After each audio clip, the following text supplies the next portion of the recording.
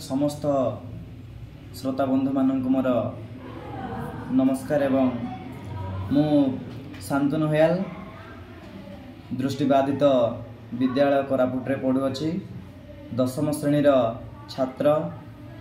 आजिर आलोच्य विषय वस्तु हेउछि मो जीवनर रथ।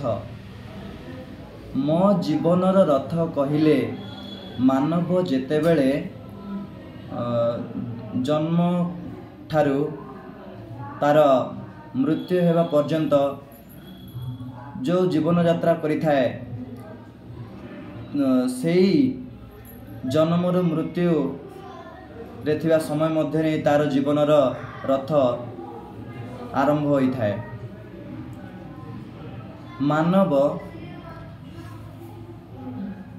तार कर्म द्वारा निजर रथ को सार्थक करिबारे सहायक होई थाए।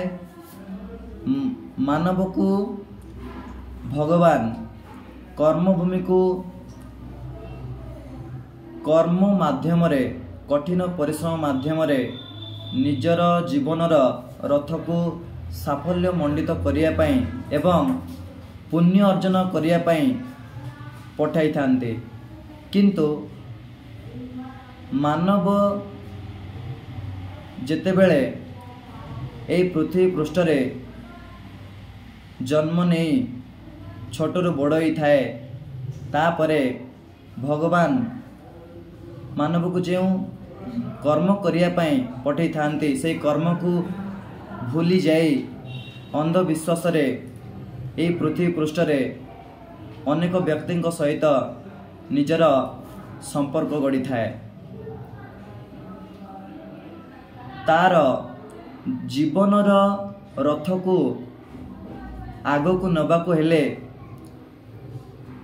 मानव को सत्य अहिंसा पथरे चलवा को पड़िबो एवं निजर मनोबल को दृढ़ करने को पड़िबो। कारण मन को जदि मानव आयत्त करि पारे ताहेले से विश्व विजयी होई पारिबो। तेणु मानवर कठिन परिश्रम ही तार जीवनर रथर सार्थकता तथा सफलता। मानव निज जीवन रे निज भविष्यत रे एक उत्तम हबा को हेले जीवन रथ को साफल्य करने को हेले ताको कठिन परिश्रम करिया को पड़िबो एवं एक सुचिंताधारा निज मनरे पोषण करने को पड़िबो। ताइले जाई तार जीवनर रथ साफल्य होई पारिबो।